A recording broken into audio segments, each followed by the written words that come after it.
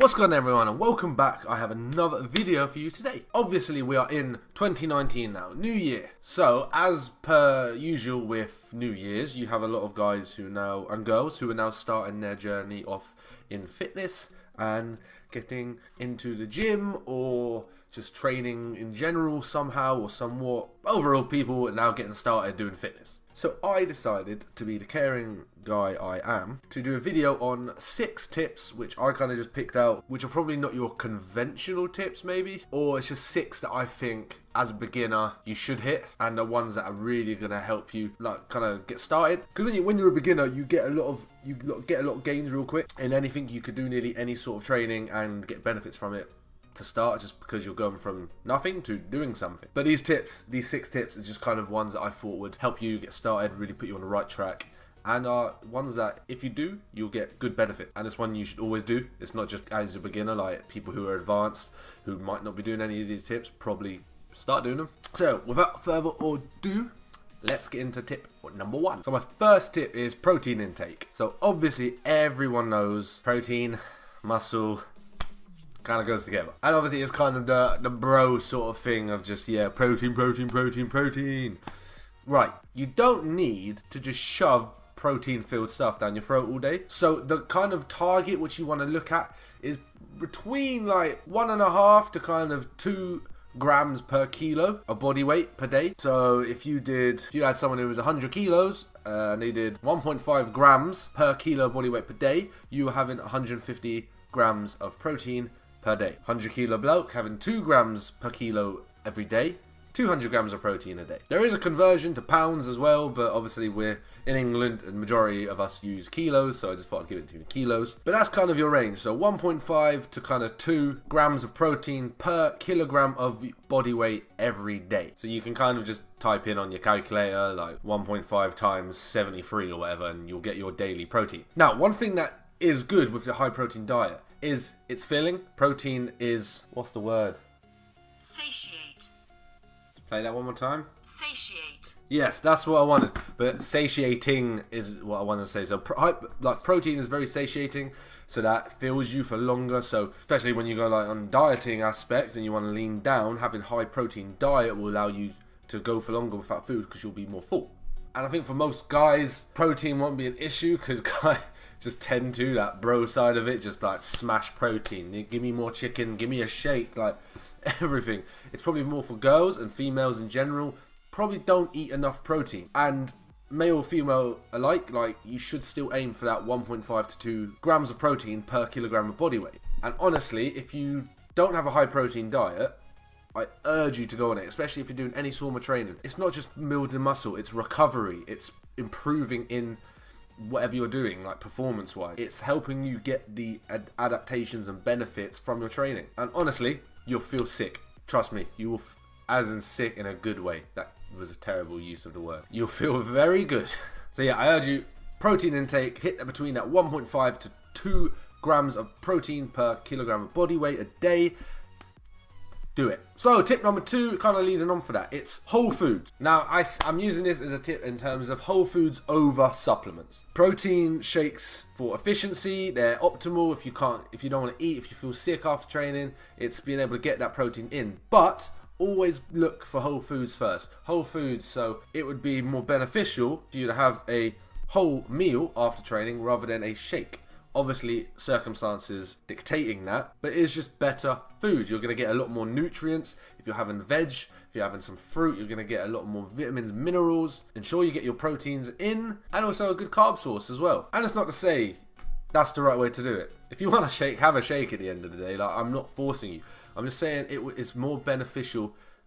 It's just looking for whole foods over supplements. Supplements aren't the be all and end all. You don't need them in training. Food you do need in life, just in general, to everything. And especially as a beginner, I know myself, when I started training, when I first got my first tub of protein, I thought, yep, here it is, Gain City. But it's like, it's not the be all and end all. Like, as I would say to you, don't bother with all these, especially BCAAs.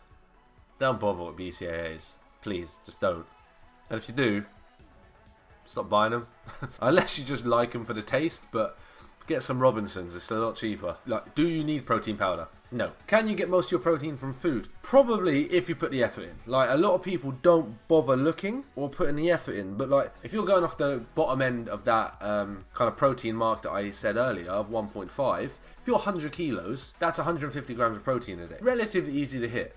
And if you're anything less than 100 kilos, then that's just less than 150 grams of protein, where I guarantee you can get in throughout your meals and snacks in a day without having to waste your money on protein shakes, which you don't need. You could have just had like peanut butter on toast instead of a shake or something. So it's just weighing up those things. It's just being smart with your choices. But yeah, that's my second tip, is just don't rely on supplements. They're not thing. Look for food first, supplements later. Especially if you're a beginner, just focus on food. Tip number 3. Kind of leading on from the food aspect in a little bit.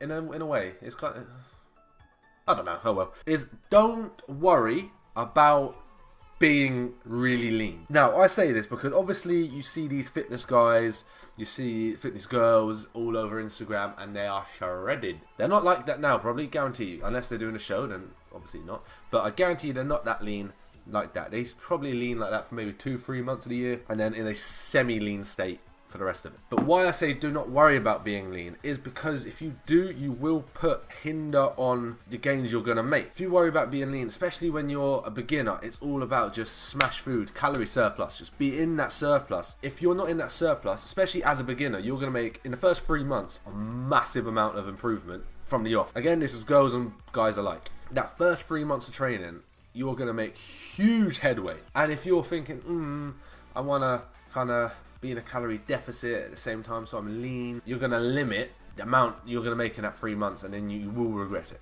So my kind of recommendation would just be smash calorie surplus, eat, and eventually a year, 2 years into your training, maybe you want to look at a little bit leaning then. But like a year, if you're an absolute brand new beginner, I would 2-3 years, don't even worry about going in like for a cut or leaning phase or slimming down, whatever. Don't even worry about it. If you lean down from the off, like 6 months to a year in, you're going to be very disappointed with how you look, most likely.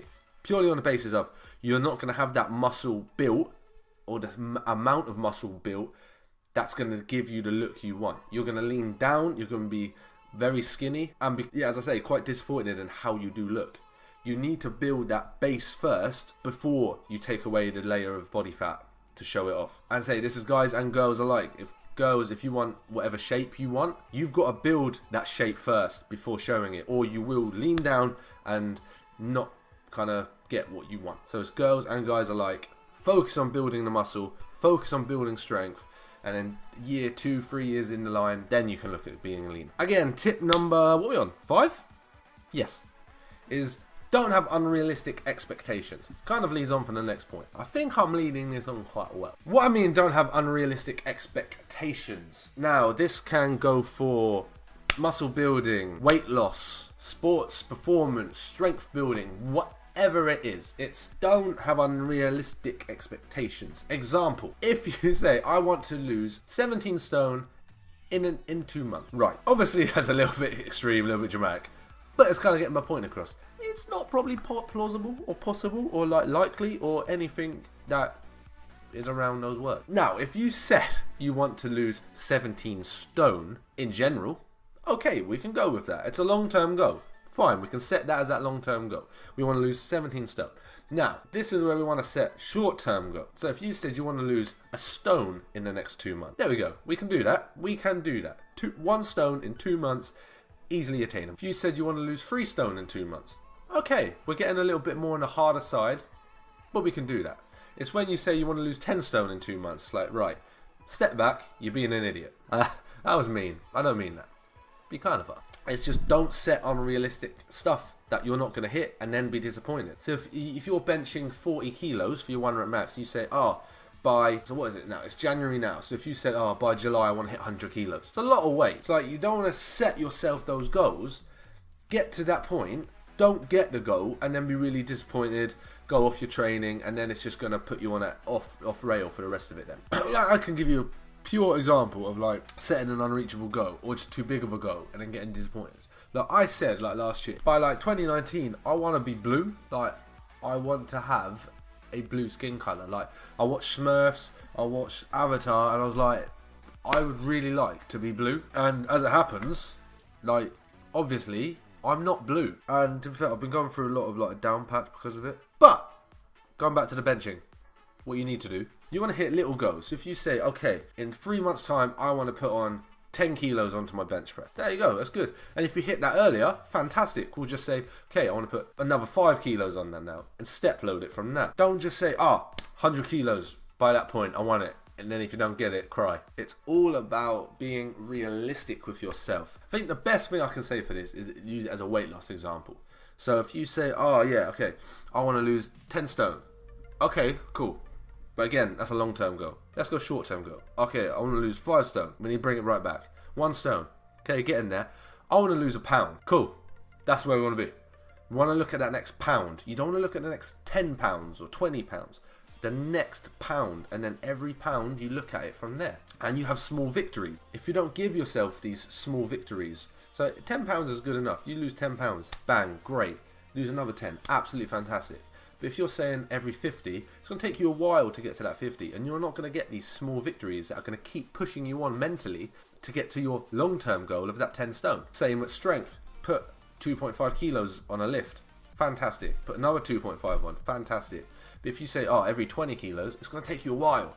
And you're going to think, I'm not getting any stronger. I'm never like getting to my goals. Because you're setting too big a goal. So you get what I mean? I think I got that across all right. It's just making those small goals so you can have your small victories that are going to keep you pushing until you hit that big goal. So my next point is, this is number 5, I believe, is follow a program. Get a program, get a coach, get a PT, someone.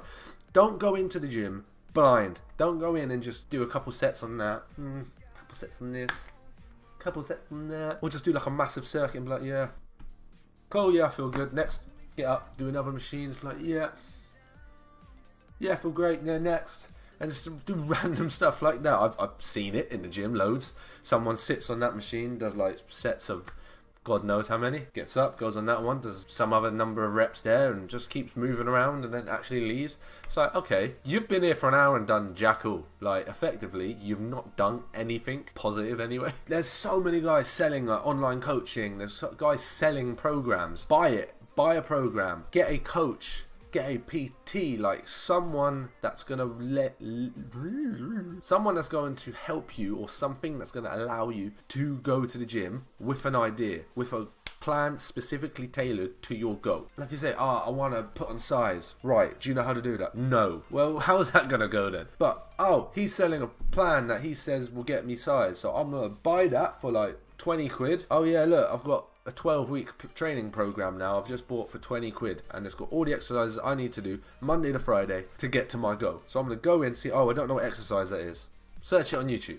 Ask someone who does. And then you'll go in this gym every day. You've got a plan to follow. Boom, bam, bam. Smash it out, leave, and you know you're on the right path. Where if you go in, nothing in your head, nothing to follow, and just do that, you're probably nowhere near in the right direction. You're probably going the opposite direction that you want to be going to your goal. And then my final point is just enjoy it. Training's fun at the end of the day. Like, it's fun, and if you don't think it's fun, do something that you find fun. There's so many ways to train and so many methods of training. It doesn't even have to be in the gym, it doesn't have to be training. It can be doing a sport recreationally. Go play badminton or tennis. Doing something's better than nothing. Doing something you enjoy is how you then stick to it. It gets adherence, so it allows you to push on. If you really enjoy going somewhere, you're going to look forward to it. You're going to put more effort in, you're going to get more out of it, and then make more improvements and reach your goal better. I don't like just going and lifting weights. That's fine.